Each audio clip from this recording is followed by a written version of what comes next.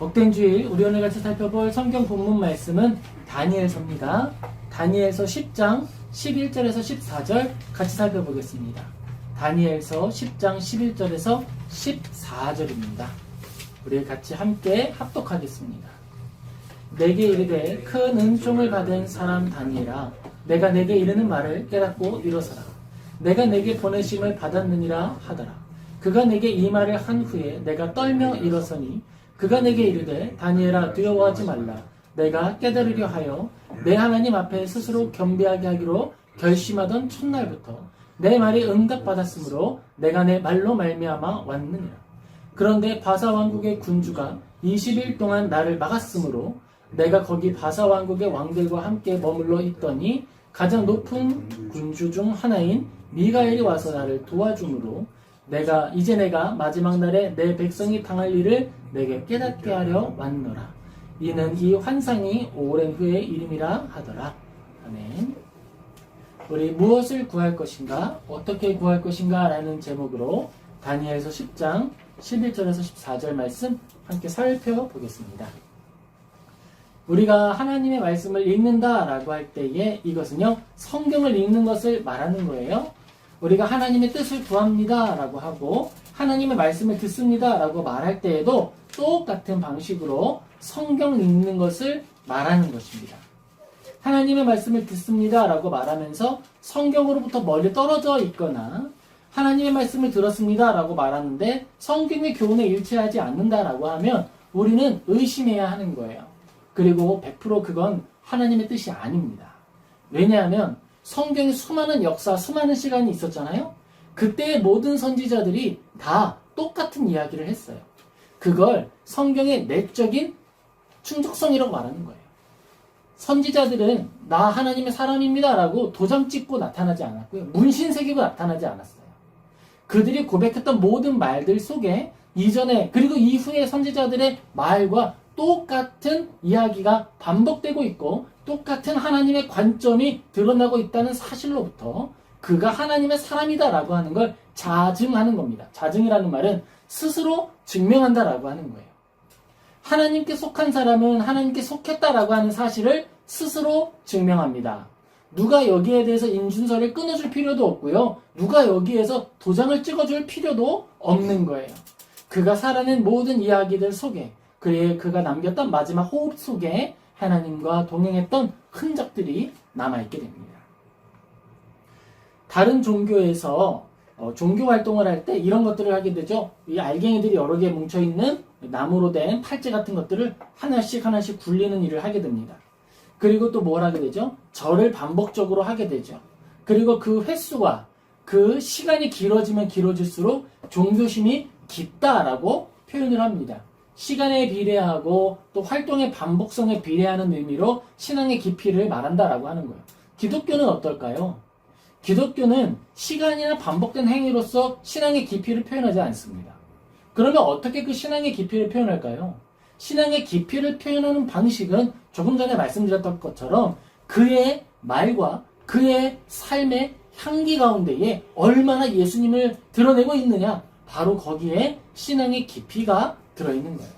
30년 신앙생활을 하고 50년 신앙생활을 해도 그가 종래에는 결국 교회를 팔아먹고 하나님의 나라 가운데에 이름을 욕되게 한다면 그것은 옳지 않은 것이 되는 것이죠.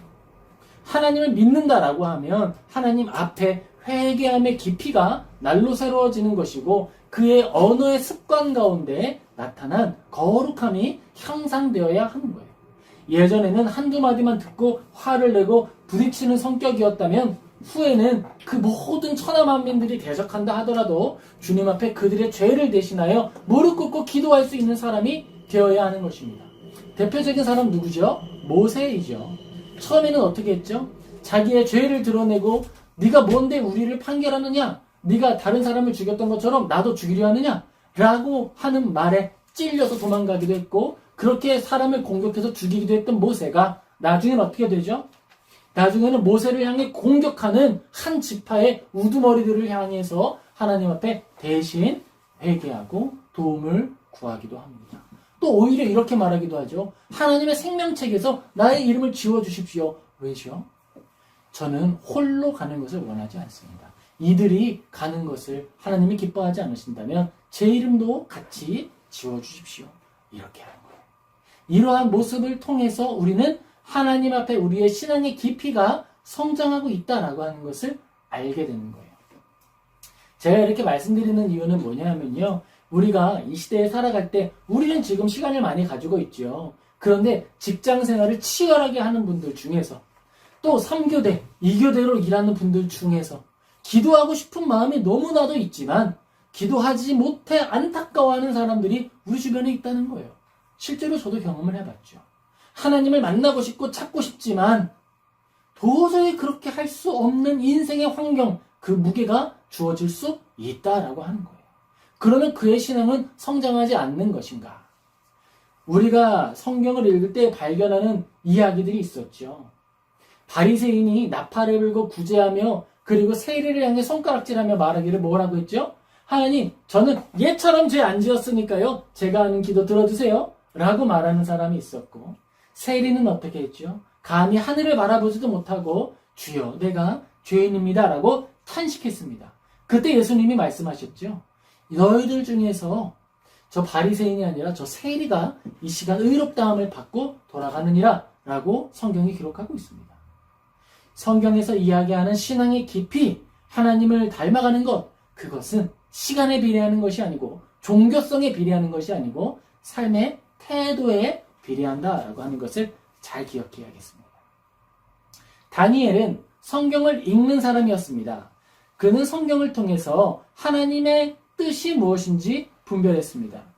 다니엘 10장은요, 특별히 다니엘이 긴 기도 후에 하나님 앞에 환상을 보고 그 환상에 대해서 이것이 나에게 주시는 응답이구나 라고 하는 걸 확인하는 장면을 보여주고 있습니다. 우리가 이러한 성경을 읽을 때에 그러니까 나는 다니엘처럼 남쪽 문을 열고 항상 기도해야겠다 라고 한다거나 나는 환상을 볼 때까지 계속 머물러야겠다 라고 한다면 물론 신앙의 방법일 수 있겠죠. 그러나 그것이 보편의 방법이 아니다라고 하는 걸 하나 기억해야 한다는 거예요. 만약에 이것이 우리 신앙의 보편이었다면 성경 66권의 모든 저자들이 이 경험을 반복해서 동일하게 해야겠죠. 그런데 성경 66권에 반복해서 드러나는 이야기는 뭐냐 하면 연약한 자들을 도와주라라고 하는 거예요. 너희 중에 고아와 과부와 이방인과 나그네가 있느냐? 그러면 그들을 도와주어라 라고 하는 건 반복적으로 드러나요. 또 뭐가 드러나죠? 하나님은 예배 행위가 중요한 것이 아니라 뭘 기뻐하신다? 정의와 공의를 기뻐하신다라고 하는 것은 반복적으로 드러납니다. 그렇지만 선지자나 또 사도나 아니면은 그 이전에 나왔던 사사들이라 하더라도 그들의 신앙적인 내용에 대해서는 반복적으로 나타나지 않아요. 이건 뭐죠? 하나님이 우리 가운데 일하실 때에 한 사람 한 사람 아주 개별적으로 그들에게 적합한 방식으로 친밀하게 교제하시는 것도 맞습니다. 그러나 그 친밀한 교제의 방식이 모든 이들에게 기계적으로 동일하지는 않다는 거예요. 이게 우리에게 주는 은혜가 있습니다. 그건 하나님이 나와 하나님 사이의 관계를 1대1의 관계로 여겨주신다라고 하는 거예요. 나는 여기 행정 직원이니까 여러분 나에게 올 때는 이런 행정 문서를 만들어서 가져오세요. 그래야 시간도 절약하고 과정도 절약할 수 있으니까 그렇게 합시다. 하나님은 그렇게 우리를 공적으로 대하는 분이 아니라 아주 사적으로 친밀하게 대해주신다라고 하는 거예요. 그러니까 우리는 말씀을 읽을 때에 다니엘처럼 할게요. 이런 공문서를 만들어서 가져가는 것이 아니라 나와 친밀하게 일하시는 그 개별적인 하나님을 만나고 누릴 수 있다는 것이죠. 그리고 그 가운데 그 친밀함은 어떻게 표현한다는 거예요? 내가 하나님을 사랑하는 만큼 이웃을 사랑하고 하나님을 사랑하는 만큼 더 친절한 말투와 친절한 삶을 살아내는 것을 통해 드러난다라고 하는 거예요. 불의한 일이 나에게 이익으로 다가올 때 그것을 끊어냄으로써 손해를 감수하는 것, 그걸 할 수 있는 거예요. 왜 하냐 하면 하나님을 사랑하니까. 하나님과 나 사이에 친밀한 관계가 있으니까 나는 하나님과의 이 친밀함을 포기하지 않기 위해서 불의한 판결을 하지 않겠다라고 하는 결단을 할 수 있는 거예요. 그것이 바로 하나님과 우리 사이의 친밀함의 증거이고 내가 하나님과 아주 친한 사이다. 우리의 신앙이 깊다라고 하는 걸 드러내는 도구가 되는 것입니다. 우리 오늘은 이러한 제한사항이나 우리의 생각할 문제들을 짚어보면서 다니엘서 10장을 함께 살펴보도록 하겠습니다. 다니엘서 10장은요, 다니엘서 9장과 함께 읽어야 해요. 왜냐하면 10장에서 나타난 이 응답의 내용 자체가 9장에 의지하고 있기 때문입니다. 여러분은 우리가 기도할 때 어떻게 기도를 하고 있습니까? 우리에게 나타난 이 기도의 제목은 무엇으로부터 나타나는 것인가? 라고 하는 질문을 한번 던져보면 좋겠습니다. 다니엘은 성경 9장에서, 다니엘서 9장에서 무엇으로 기도했을까요? 무엇을 위해 기도했을까요? 우리 다니엘서 9장 1절 2절 같이 읽겠습니다. 네데조서 아하수에로의 아들 다리오가 갈대아 나라 왕으로 세움을 받던 첫 해, 곧 그 통치 원년에 나 다니엘이 책을 통해 여호와께 말씀으로 선지자 예레미야에게 알려주신 그 연수를 깨달았나니 그 예루살렘의 황폐함이 70년 만에 그치리라 하신 것이니라. 아멘. 다니엘은 지금 포로로 끌려와서 총리가 되었습니다. 총리가 끌려온 자리에서 무엇을 읽었냐 하면 선지자 예레미야에게 알려주신 그 연수를 깨달았다 그랬죠. 선지자 예레미야가 쓴 예레미야서를 읽은 거예요. 예레미야서를 읽었더니 내가 지금 어디 보자. 내가 포로로 끌려온 게 지금 몇 년 됐지? 어디 보자. 70년 됐네. 예레미야에게 70년이라 그랬는데 저 70년 됐어요. 하나님 여기 70년입니다. 알았어요. 그러니까 뭘 한다고요? 그 70년이 되었다라고 하는 사실을 근거로 해서 하나님이 원하시는 뜻을 기도하는 거예요. 자, 잘 생각해 보세요. 우리가 하는 기도가 공적인 기도로서 이러한 모습이 되어야 하는 것입니다. 하나님께서 원하시는 일이 무엇인지 성경을 통해 발견하는 거예요. 그런 후에는 그것을 힘써 기도하는 거예요. 하나님께서 고아와 과부와 연약한 자를 도우라 하셨군요. 이것이 하나님의 뜻인 줄을 내가 알았습니다. 그러니까 나는 이 일을 위해서 기도하겠습니다라고 하는 거예요. 그러면 이것을 두고 우리가 성경이 뭐라고 말하느냐? 이것은요, 바로 하나님의 나라와 하나님의 의를 구하는 기도다라고 하는 거예요. 다니엘은 지금 나의 필요에 의한 기도가 아니라 먼저 무엇을 구하고 있는 거죠? 하나님의 나라와 하나님의 의를 구하는 기도를 하게 된 거예요. 무엇을 통해 발견했죠? 성경을 통해 발견한 것입니다. 근데 여러분에게 제가 과학을 공부할 때 있었던 재밌는 이야기를 하나 해주고 싶어요. 여러분 안테나가 어떻게 움직이는지 아세요? 안테나가 어떻게 기능하는 건 줄 아세요? 안테나는 뭐냐면요, 그거는 쇠 막대기가 공기 중에 이렇게 뻗어나와 있는 거예요. 더듬이처럼. 그런데 더듬이처럼 뻗어나와 있는 이 철사, 이 쇠에 전기가 수증기처럼 나가는 거예요. 마치 이거는 가습기처럼 전기가 뿜어져 나가는 거예요. 그게 얼마나 더 강력하게 뿜어져 나가느냐, 그게 안테나의 효율이 되죠.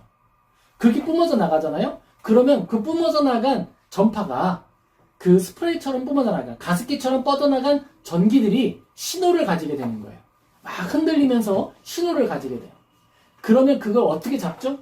똑같이 생긴 더듬이가 세워져 있으면 빠져나간 전기가 똑같은 더듬이 속으로 들어가요. 신기하죠? 그래서 안테나의 모양이 똑같아야 똑같은 신호를 받아들이게 되는 거예요. 그리고 안테나의 모양을 이렇게 피라미드 형태로 만들면 조금 더 넓은 신호를 받게 되고요. 그러면 그 안에서 회로를 통해서 내가 받은 신호를 분류할 수 있는 거예요. 하나님의 말씀을 듣는 것도 똑같습니다. 우리가 하나님의 형상으로 다듬어지고 갖추어지면 하나님께서 우리에게 부어주시는 하나님의 마음이 들려와요. 그런데 우리의 마음이 왜곡되고 우리가 원하는 형태가 달라지면 아무리 우리가 더듬이를 뻗고 있어도 신호가 오지를 않습니다. 왜냐하면 형태가 다르기 때문이에요. 하나님의 마음을 닮아가고 하나님을 사랑하는 마음으로서 동화되기 시작해야 하나님의 성경을 통해 우리에게 전해주신 그 마음이 전해져 오는 거예요. 하나님께서 이 세계의 이치 가운데에 심어주신 이야기가 아닐까? 저는 그때 공부하면서 그런 생각을 했습니다. 이 핸드폰이나 우리가 가지고 있는 많은 것들, 많은 기계들 속에 전파, 그 안에 이야기가 들어가는 것, 신호가 들어가는 모든 것들에는 그 안에 형태가 똑같고 그 신호를 담아낼 수 있는 모양이 있기 때문에 동작할 수 있다라고 하는 거예요. 반응은 다르겠지요. 핸드폰이 있겠고 기지국이 있겠고 역할이 다를 겁니다. 그러나 같은 신호를 공유한다라고 하는 건 똑같은 거예요. 핸드폰을 통해서 나아간 전파가 기지국으로 흘러가고 기지국에서 또 전선으로 흘러가기도 하고 인공위성을 통해 전파되기도 합니다. 어떤 기기로 흘러가고 어떤 회로를 흘러가게 될지는 다른 문제예요. 그러나 공통점이 있어요. 같은 신호를 받아서 처리할 수 있는 기관이 있다라고 하는 건 똑같다라고 하는 것입니다. 내가 사회인이 되어서 의사가 되고 과학자가 되고 여러 분야에서 일하게 될 때에도 똑같은 거예요. 하나님께서 나에게 주신 그 기관, 하나님의 뜻을 담지하고, 그러니까 깨닫고 해석해내는 기관이 우리에게 있느냐 없느냐, 그게 중요하다라고 하는 것이죠. 그리고 그 기관이 내 안에 있다면 우리는 내가 가진 능력과 삶의 자리 안에서 그 역할을 해낼 수 있다라고 하는 것입니다. 다니엘의 역할은 무엇이었을까요? 총리로서 예레미야를 읽고 그의 역할을 감당하는 거였어요. 세워질 왕들에게 하나님의 이야기를 전하고 이스라엘 민족이 떠나려 할 때 행정적인 그 도움을 모두 갖춰갈 수 있도록 기반을 마련해 놓는 것이었습니다. 다니엘은 백투더 예루살렘으로 하지 않았죠. 예루살렘으로 돌아가지 않았습니다. 근데 뭐 했죠? 돌아갈 수 있는 길을 만들었어요. 어떻게 느헤미야와 에스라가 이스라엘로 돌아가려고 할 때의 행정적인 절차가 그렇게 쉽게 흘러갈 수 있었을까? 대신들의 공격이 왜 이야기 속에 드러나지 않을까? 지방 쪽에서는 공격하는 사람들이 있었어요, 오히려. 근데 중앙 정부에서는 공격하는 사람이 없었어요. 왜일까요? 다니엘이 이미 성실하게 살아내고 신실하게 살아내는 삶을 통해서 다니엘을 공격할 뿐 아니라 이스라엘 사람들을 대적하는 모든 정적들이 제거되었기 때문이죠. 사자굴에 들어가 있으니까요. 하나님께서는 각 사람의 삶의 역사를 통해서 특별히 그들의 삶 가운데 찾아오는 어려운 일, 가시박히는 일들, 아주 슬프게 만드는 일들을 통해서 다음을 준비하십니다. 그게 우리 역할인 거예요. 다니엘은 생각했을지 모르죠. 나 내 고향 예루살렘 돌아가고 싶다. 생각했을 수 있겠죠. 하지만 그는 돌아가는 역할을 맡지 못했습니다. 아쉬웠을 수 있을 거예요. 하지만 그 역할에 충실하는 거예요. 나에게 맡겨진 역할은 여기까지다. 씨를 뿌리는 자 또는 행정적인 준비를 하는 자 아니면 왕에게 하나님을 소개하는 자 그 역할까지만 한다면 나는 족하다. 그렇게 순종하며 다음을 향해 또 걸어가는 것입니다.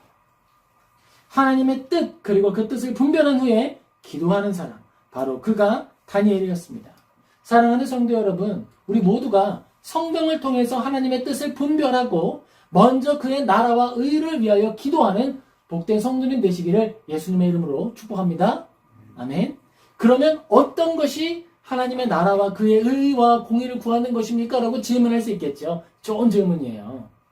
그 어떤 것이냐면 하나님의 뜻 가운데에 우리가 어떤 자리에 머물든지 소외된 자, 아파하는 자, 고통 중에 있는 자, 그들과 동행하고 그들과 눈 맞추고 그들의 손을 잡아주고 그들을 위로할 수 있다면, 그들을 도와줄 수 있다면 그들에게 어떤 것이든 나의 선한 것이 흘러갈 수 있는 길을 만들어 준다면 그것은 여러분이 하나님의 일을 이미 하는 것입니다. 그 회로가 우리 가운데 있는 거예요. 긍휼의 회로, 사랑의 회로, 십자가에서 이 죄인을 대신하여 죽으셨던 예수님의 그 사랑을 닮은 마음의 회로가 있어야 하는 것입니다. 바로 그 본질과 본성과 갈망이 우리 안에 주어져 있을 때 성경이 읽어지고 하나님의 뜻이 들려오고 하나님이 나를 통해 이루실 일이 무엇인지 알게 되는 거예요. 예수님은 이 땅 가운데 머무시는 동안에 한센 병자들, 사람들이 다 손가락질하고 너는 이 무리에 들어올 수 없다라고 말하는 사람들을 향해 찾아가셨고 치유하셨고 도와주신 후에 그들을 불러 다시 예배하는 자리로 나오게 하셨습니다. 바로 그 역할을 이제 우리에게 위탁하신 거예요. 그렇게 우리는 믿음으로 걸어가는 것입니다. 다니엘서 10장 13절 우리 같이 읽겠습니다. 그러므로 염려하여 이르기를 무엇을 먹을까 무엇을 마실까 무엇을 입을까 하지 말라. 이는 다 이방인들이 구하는 것이라. 너희 하늘 아버지께서 이 모든 것이 너희에게 있어야 할 줄을 아시느니라. 그런즉 너희는 먼저 그의 나라와 그의 의를 구하라. 그리하면 이 모든 것을 너희에게 더하시리라. 아멘. 마태복음 6장 31절에서 33절 말씀이 있죠. 하나님께서 우리에게 구하는 것, 우리가 기도하게 하시는 것들은 여기에 이미 압축되어 있는 거예요. 우리의 필요를 알아야지요. 물론 알아야 됩니다. 그런데 우리의 필요만 아뢰는 건 아니다라고 하는 거예요. 우리는 하나님과 친밀하잖아요. 그렇죠? 그리고 주기도문을 통해서 우리에게 주실 때에 너희의 일용할 양식을 위하여 기도하라 라고 하는 것을 항목으로서 넣어주셨습니다. 기도하는 게 맞아요. 그런데 생각해 보아야 할 것은 이미 그 주기도문 안에서 그 형식과 절차 안에서 앞에서 먼저 무엇을 먼저 구하고 있지요? 하나님의 아버지를 부르고 하나님을 향한 뜻을 구하고 하나님의 마음을 구한 후에 마지막 절차로서 우리의 그 믿음이 계속 이어져 가고 하나님의 뜻을 원하는 마음이 계속 이어져 가게 하기 위한 도구로서 우리의 일용할 양식을 허락해 주세요라고 기도하게 되는 것입니다. 여기서 우리가 간구하지 않아야 하는 것은 우리의 일용할 양식이 채워지고 우리의 필요가 채워지는 것은 나의 욕구를 채우는 것이 아니라 하나님의 뜻이 지속 가능한 형태로 계속 유지되게 하기 위하여 주어지는 것이다 라고 하는 거예요. 하나님의 말씀 가운데 우리는 믿음으로 걸어가는 것입니다. 하나님의 뜻을 기뻐하며 우리는 살아가는 것입니다. 하나님의 마음을 즐거워하며 우리는 나아간다라고 하는 거예요. 그런데 하나님의 말씀을 따라 걸어갈 때 여러분 어때요? 좋은 일만 찾아옵니까? 아니면 종종 어려운 일도 찾아오나요? 종종 어려운 일도 찾아옵니다. 하나님의 말씀을 따르고 하나님을 사랑하고 오직 하나님만 믿습니다라고 하며 걸어가는데 어려운 일이, 억울한 일이, 불공정한 일이 찾아옵니다. 그걸 다니엘서에서 10장에서 한 번 더 이야기해주고 있어요. 어떻게 표현되냐면 제가 읽어드리겠습니다. 13절인데 그런데 바사왕국의 군주가 21일 동안 나를 막았으므로 내가 거기 바사왕국의 왕들과 함께 머물러 있더니 가장 높은 군주 중 하나인 미가벨이 와서 나를 도와주므로 라고 합니다. 다니엘서 10장에는 다니엘이 하나님께 기도할 때에 응답을 받았다라고 하는 환상을 기록을 하는 거예요. 그런데 환상을 기록하면서 그때 찾아온 천사가 이야기하기를 하나님께서 진작에 응답해 주셨는데 내가 이걸 들고 너에게 오는 데까지 며칠 걸렸다? 21일이 걸렸다? 이렇게 이야기를 한다라고 하는 거예요. 이것에서 의미하는 것은 하나님이 응답하신 날과 우리에게 적용된 날까지의 무엇이 존재한다? 시간적 차이가, 간격이 존재한다라고 하는 거예요. 그럼 이 시간의 간격, 이건 뭘 의미하는 걸까요? 여기서 우리가 오해를 하지 않기 위해서 하나 확실히 해야 되는 것이 있어요. 그건요, 하나님의 능력과 사탄의 능력이 대등한 것처럼 생각하는 거예요. 이거는 마니교에서 하는 일이에요. 예전에 있었던 이단이죠. 마니교에서 하는 것이고 하나님의 교회, 그 냉면 승천교에서 하는 이야기입니다. 거기에 이제 뭐라고 하는 교주가 있었는데 냉면을 먹고 돌아가셨어요. 그래가지고 그렇게 얘기를 하는 거죠. 그들이 말하는 건 뭐냐면 대등한 존재가 있다는 거예요. 악의 대표가 있고 선의 대표가 있다. 근데 선의 대표가 예수님이다. 이렇게 이야기를 하면서 오해를 불러일으키면서 그러니까 누구를 믿어야 된다? 우리는 어머니 하나님을 믿어야 된다. 뭐 이런 주장을 하는 거예요. 좀 이상하죠? 이상해요. 하지만 성경은 뭐라고 말하냐 하면 오직 모든 권위는 어디에 있다? 하나님께 있다. 하나님은 전능하신 분이다. 하나님은 전능하신 분인데 그가 모든 것들을 당신의 통치 아래에 두고 계신다라고 하는 거예요. 자, 그러면 우린 요새 질문해야 되죠. 그러면 21일의 이 시간적 오차는 왜 발생하는 겁니까? 답은 이겁니다. 하나님은요, 과정 없이 결과를 만들어낼 수 있는 분이에요. 이게 무슨 뜻이죠? 너 병이 걸렸어요. 병에 걸리면 어떻게 해야 되죠? 우리는 병에 걸린 친구를 데리고 병원에 데려가거나 병에 걸린 친구에게 준비한 약을 제공합니다. 그럼 어떻게 되죠? 결과적으로 병이 나아요. 이건 원인이 있고 과정을 지난 후에 결과가 찾아오는 거예요. 이게 하나님께서 우리에게 주신 보편 통치 원리예요. 그런데 하나님은 이걸 생략할 수 있어요. 뭐를? 과정. 과정이 뭐였어요? 약을 먹는 과정. 그러면 어떻게 되는 거죠? 아이고 아파요. 예수님이 나아라. 그랬더니 과정이 없어. 낫는 거예요.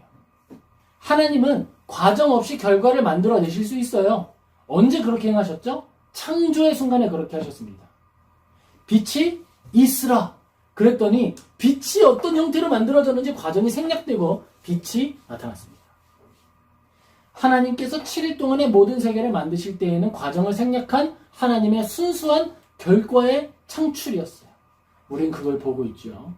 그렇게 과정이 없는 결과를 만들어내실 수 있는 분이신데 하나님께서 그 과정을 원하시고 기뻐하신다라고 하는 거예요. 왜 그러실까요? 하나님은 당신께서 이 세상을 모두 지으실 때 모든 원리들과 눈에 보이는 원리와 눈에 보이지 않는 것들을 다 지으셨어요. 그런데 그 모든 것들을 지으신 후에 그걸 기뻐하셨단 말이에요. 야, 나 너희들 지금은 모르겠지만 여기에 내가 수학적인 문제를 얼마나 많이 숨겨놨는 줄 아니? 난 너무 기쁘다. 너희들이 이걸 발견하겠지? 얼마나 신날까? 우리는 이해가 잘 안 돼요. 그런데 물리를 전공하는 교수님들은 이해할지 모르겠어요. 야, 이게 이런 원리가 숨어있는 거야. 진짜 신기하지 않아요? 막 흥분해서 말하죠. 우리는 잘 이해 안 되지만 하나님은 그 안에 담아놓으신 거예요. 그럼으로써 발견이라고 하는 과정을 통해서 결과로서의 핸드폰과 결과로서의 모든 것들이 존재할 수 있게 하신 거예요. 그게 하나님의 통치 원리였습니다. 그걸 다니엘의 삶에도 그대로 적용해 주신 거예요.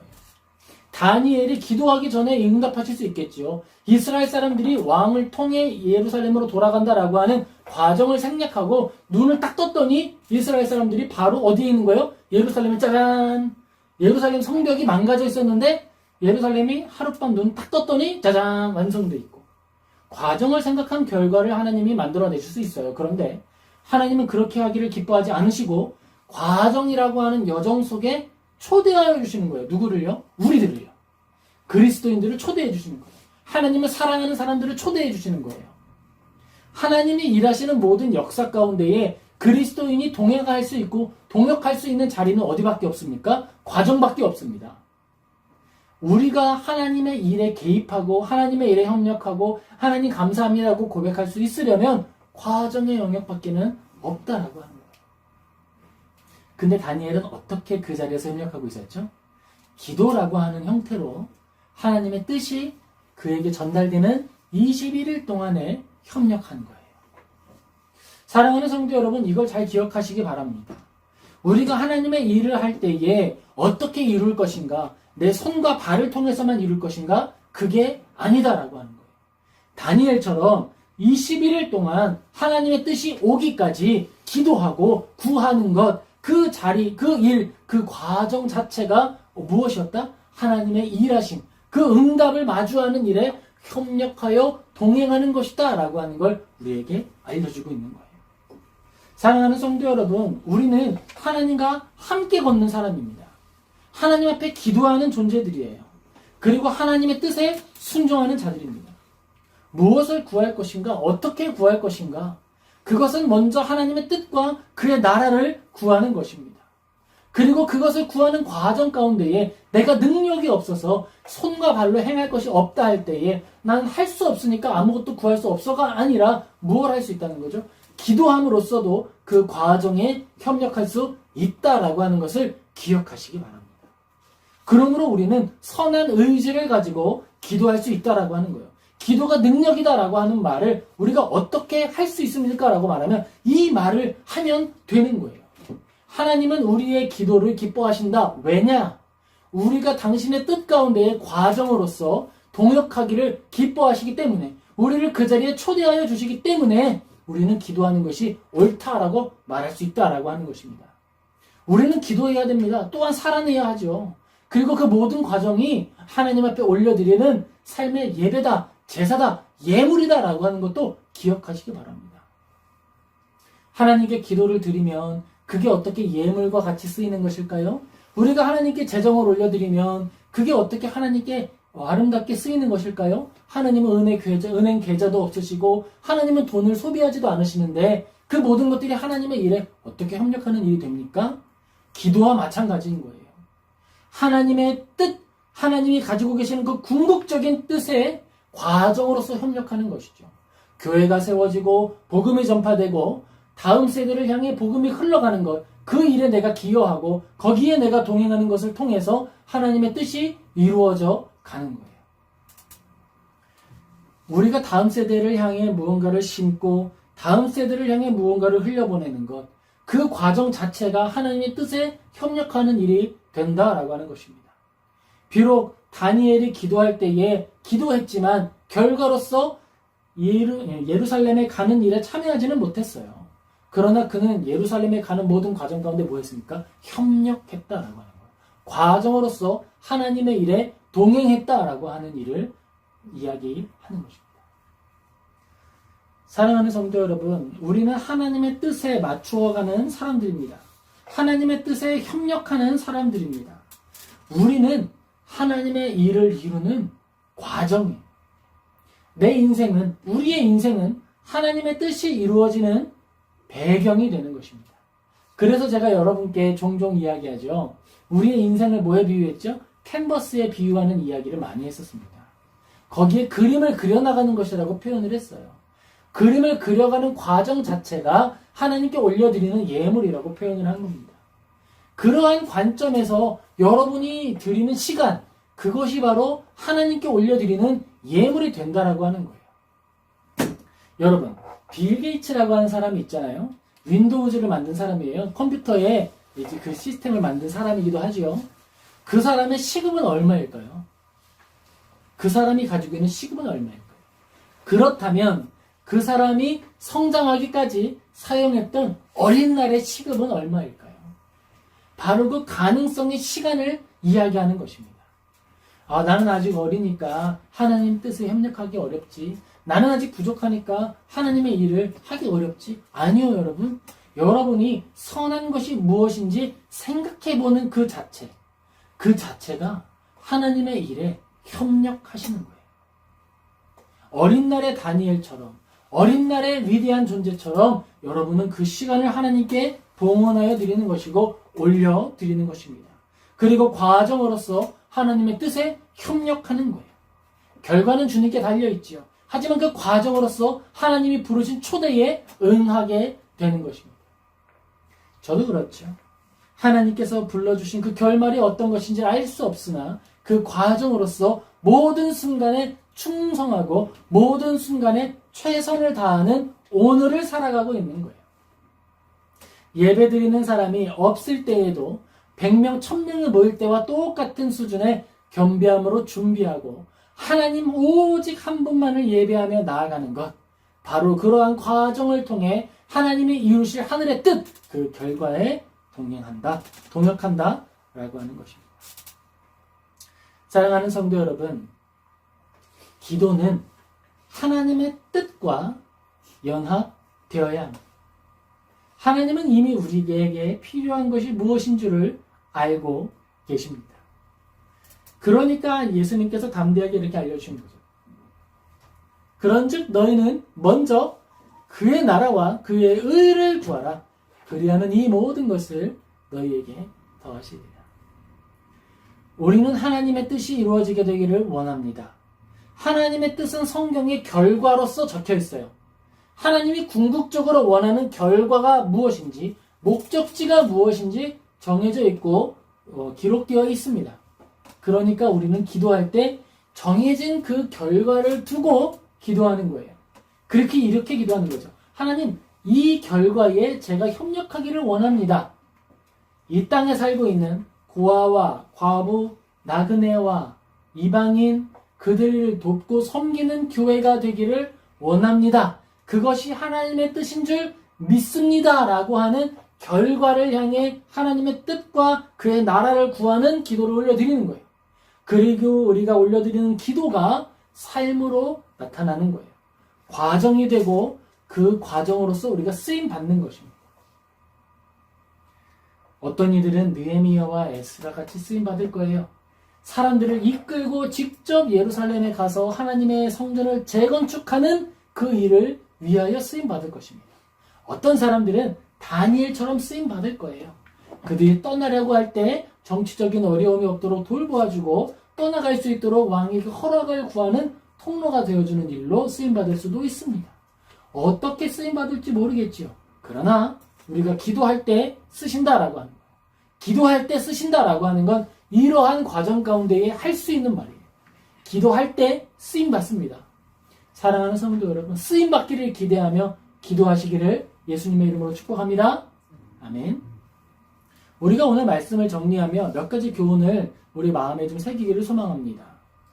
먼저 우리가 기억해야 할 것이 있습니다. 이것은요, 하나님의 뜻을 따라 기도해야 한다는 거예요. 내 마음의 형상을 깎아내어서 뭐에 일치시키는 거예요? 하나님과 일치시키는 거예요. 이 작업이 우선되어야 합니다. 내 마음을 깎아내세요. 내 마음에 원하는 것이다 그래서 다 선한 게 아닐 수 있어요. 그러니까 깎아내세요. 깎아내셔서 하나님의 마음에 맞추고 그 마음을 따라 기도하여 응답받는 복된 성도님 되시길 예수님의 이름으로 축복합니다. 둘째로 기억해야 할 것이 있습니다. 둘째로 기억해야 할 것은 우리가 기도하는 그 시간이 응답까지 시간적 차이가 발생할 때에 낙심하지 말라라고 하는 거예요. 천사가 와서 다니엘에게 말했죠. 기도할 때 바로 응답하셨어. 그런데 내가 이 땅 가운데 올 때에 시간이 걸렸어. 그렇습니다. 우리가 기도하면 하나님 응답하시는 거예요. 즉시 응답하여 주십니다. 하지만 그것이 우리를 통해 이루어지고 과정으로서 우리에게 새겨질 때에는 시간적 차이가 존재할 수 있는 거예요. 그러면 그 시간적 차이는 우리가 어떻게 받아들여야 됩니까? 하나님은 무관심해. 이것이 아니라 아하, 나를 지금 이 과정에 참여하게 하시려고 하시는구나. 나를 통해 이 일을 이루시는데 내가 더 기도하기를 원하시는구나. 그렇게 믿음의 눈으로 바라보는 것입니다. 그게 다니엘의 관점이고 다니엘서가 오늘 우리에게 말해주는 교훈인 거예요. 이처럼 기도의 때와 응답의 때가 다를지라도 하나님 앞에 신실하게 기도하며 구하고 또한 하나님께 감사를 잃어버리지 않는 복된 성도님 되시길 예수님의 이름으로 축복합니다. 마지막으로 기억해야 할 것이 있습니다. 그것은요, 하나님께서 우리의 필요를 아신다라고 하는 사실을 믿는 거예요. 이게 왜 중요할까요? 여러분, 이 사실을 믿어야 우리는 한결같이 선할 수 있어요. 하나님이 우리의 필요를 아신다라고 하는 사실을 우리가 믿지 못하면 자꾸 내가 가진 악한 생각과 마음을 가지고 뭔가를 하려고 그래요. 지금 어느 교단에서는 목회자의 은퇴를 아예 그냥 없앴더라고요. 70세 정년을 아예 없애버렸어. 뭐 하겠다는 거예요? 교회를 사유화시키겠다는 거예요. 이거 이제부터 진짜 내 거야. 땅땅땅. 내 소유고 내 재산이야. 땅땅땅. 하나님을 믿으면 그렇게 할 수 없어요. 그리고 하나님이 우리의 필요를 아신다는 사실을 믿을 때에 그러한 욕심, 욕구를 극복할 수 있는 거예요. 우리가 하나님이 나의 필요를 다 아신다라고 하는 사실을 믿을 때에 우리는 선한 그 믿음, 어린아이 같은 믿음을 지킬 수 있어요. 진실로 어린아이 때 가졌던 그 순수한 믿음이 죽는 날까지 계속 성장하고 더 깊어지고 아름다워지기를 예수님의 이름으로 축복합니다. 세상이 우리를 상처 주고 세상의 악한 모습이 우리를 아프게 할지라도 계속 순수하기를 힘쓰고 계속 하나님 사랑하기를 힘쓰는 그런 하나님께 칭찬받는 믿음 다 갖게 되기를 다시 한번 예수님의 이름으로 축복합니다. 네, 기도하겠습니다.